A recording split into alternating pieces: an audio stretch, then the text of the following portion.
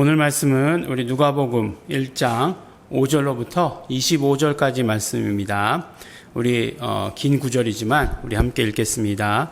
유대왕 헤롯 때에 아비야 반열에 제사장 하나가 있었으니 이름은 사가라요. 그 아내는 아론의 자손이니 이름은 엘리사벳이라. 이 두 사람이 하나님 앞에 의인이니 주의 모든 계명과 규례대로 흠이 없이 행하더라. 엘리사벳이 수태를 못하므로 저희가 무자하고 두 사람의 나이가 많더라. 마침 사가랴가 그 반열의 차례대로 제사장의 직무를 하나님 앞에 행할세 제사장의 전례를 따라 제비를 뽑아 주의 성소에 들어가 분향하고 모든 백성은 그 분향하는 시간에 밖에서 기도하더니 주의 사자가 저에게 나타나 향단 우편에 선지라. 사가랴가 보고 놀라며 무서워하니 천사가 일러 가로되 사가랴여 무서워 말라. 너의 간구함이 들린지라. 내 아내 엘리사벳이 내게 아들을 낳아주리니 그 이름은 요한이라 하라. 너도 기뻐하고 즐거워할 것이요 많은 사람도 그의 남을 기뻐하리니 이는 저가 주 앞에 큰 자가 되며 포도주나 소주를 마시지 아니하며 모태로부터 성령의 충만함을 입어 이스라엘 자손을 주 곧 저희 하나님께로 많이 돌아오게 하겠음이니라. 저가 또 엘리야의 심령과 능력으로 주 앞에 앞서가서 아비의 마음을 자식에게 거스르는 자를 의인의 슬기에 돌아오게 하고 주를 위하여 세운 백성을 예비하리라. 사가랴가 천사에게 이르되 내가 이것을 어떻게 알리오? 내가 늙고 아내도 나이 많으니이다. 천사가 대답하여 가로되 나는 하나님 앞에 섰는 가브리엘이라. 이 좋은 소식을 전하여 내게 말하라고 보내심을 입었노라. 보라, 이 일이 되는 날까지 내가 벙어리가 되어 능히 말을 못하리니 이는 내 말을 내가 믿지 아니하니며니와 때가 이르면 내 말이 이루리라 하더라.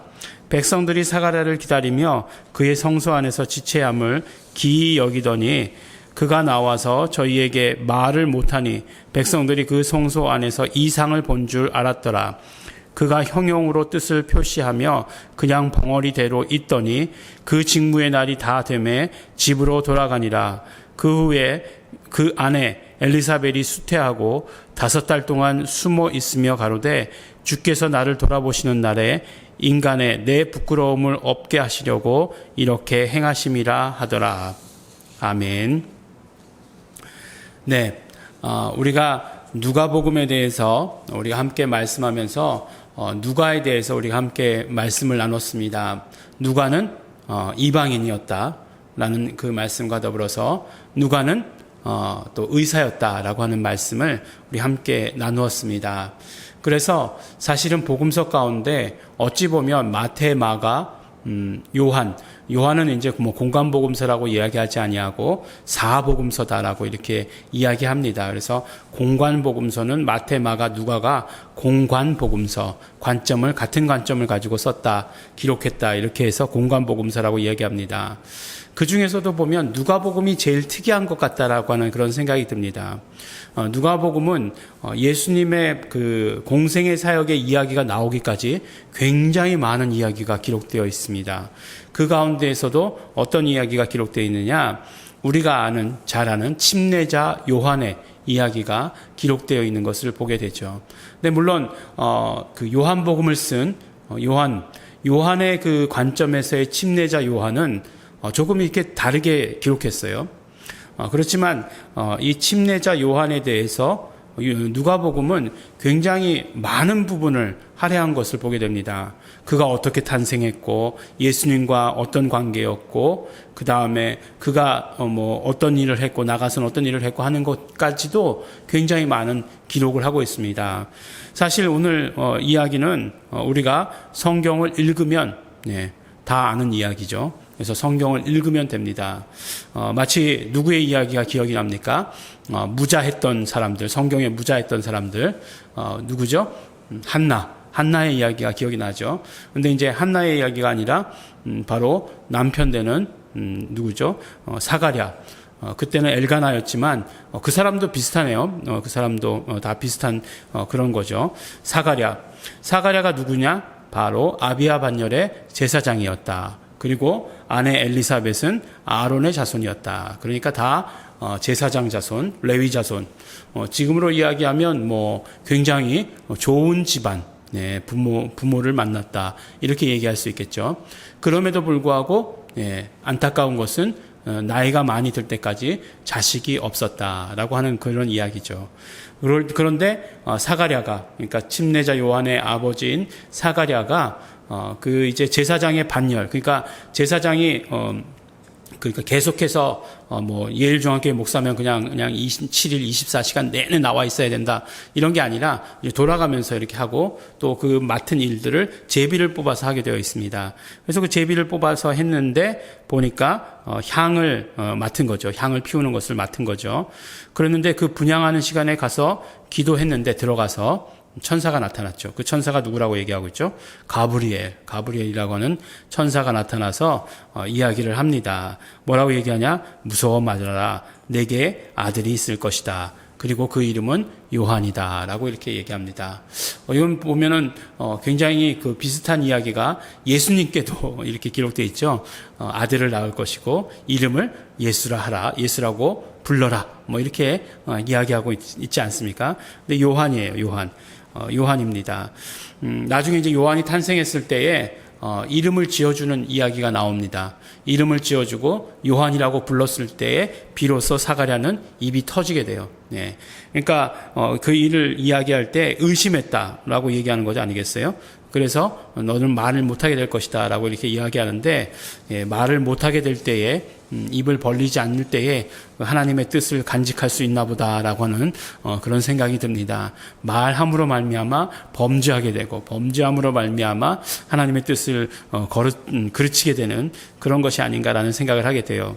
근데 어쨌든 오늘 말씀에 보면 이제 그 가브리엘의 그 침례자 요한에 대한 예언이 나와 있는데 그것이 무엇입니까? 바로 이스라엘 자손을 주 곧 저희 하나님께로 많이 돌아오게끔 할 것이다 라고 이렇게 이야기하시는 것이에요. 그리고 저가 또 엘리야의 심령과 능력으로 주 앞에 가서 아비의 마음을 자식에게 거스르는 자를 의인의 슬기에 돌아오게 하고 주를 위하여 세운 백성을 예비하리라 라고 이렇게 이야기하고 있습니다. 이것이 침례자 요한에 대한 예언이에요. 사실 이 침례자 요한이 굉장히 중요한 일을 담당하죠. 율법의 마지막, 율법 시대의 마지막 사람으로서, 마지막 선지자로서 예수님의 오시는 그 첩경을 예비하는 그런 일들을 담당합니다. 그러니까 예수님께서 오시기 전에, 메시아가 오시기 전에 분명히 그런 그 길을 예비하는 자가 먼저 올 것이다라고 하는 그 예언을 또 성취하는 그 사람이 바로 세례 요한이죠.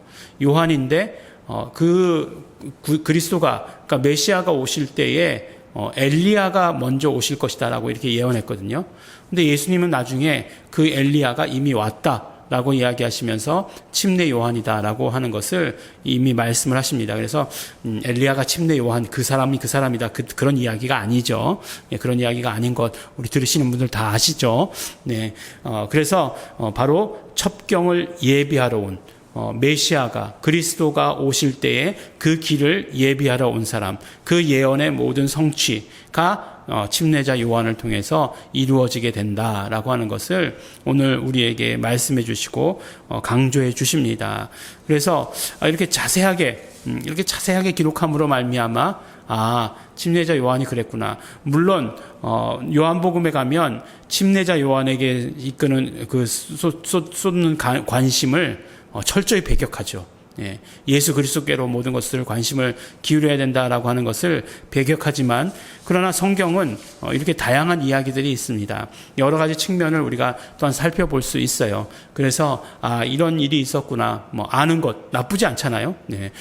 이렇게 알려주시는 것 너무나 좋은 일 아닙니까? 그래서 침례자 요한에 대해서 알게 되었고 결국 그 사람들은 하나님께로 관심을 돌리는 데에 하나님께로 향하게 하는 데에 쓰임받은 그런 사람이다라고 하는 것을 우리가 알게 됩니다.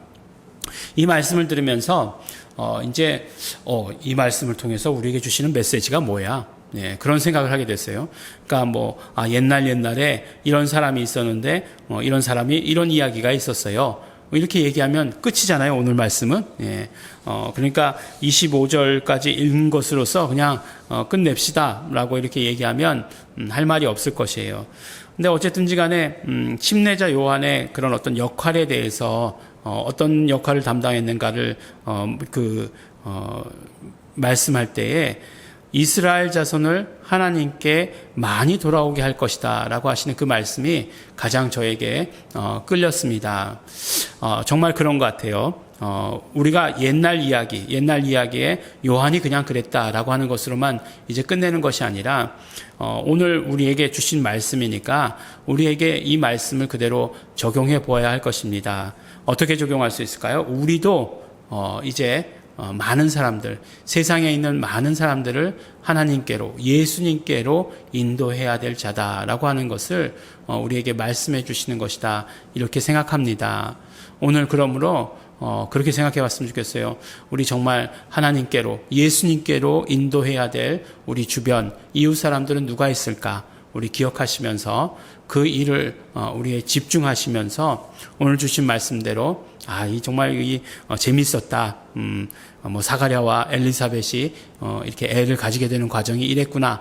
그런 어떤 재미뿐만 아니라 그런 일을 감당할 수 있는, 그리고 또 우리의 자녀들이 그렇게 이스라엘 자손을, 세상 사람들을 하나님께로 돌아오는 자로 또 쓰임 받을 수 있게 한다면 우리에게 이것이 주는 말씀의 능력, 말씀의 교훈이 되리라 이렇게 생각합니다. 그냥 단순한 교훈이 아니라 이것이 우리에게서 그대로 이루어지는 살아있는 말씀이 되시기를 예수 이름으로 축원합니다. 기도하실 때 우리 감사하시면서 기도하시기 바랍니다. 우리도 이제 성령님의 인도하심을 따라서 바로 모든 사람들을 예수 그리스도께로 인도하는 자로서 우리를 세워주신 것 감사합니다. 우리에게 사명을 주신 것 감사합니다. 결단하실 때에 그러므로 그 사명대로 움직이겠습니다. 회개하실 때 그러나 우리의 연약함, 우리의 모든 부족함들 예수님의 피를 의지합니다. 회개하시면서 다 같이 통성으로 우리 함께 기도하시겠습니다.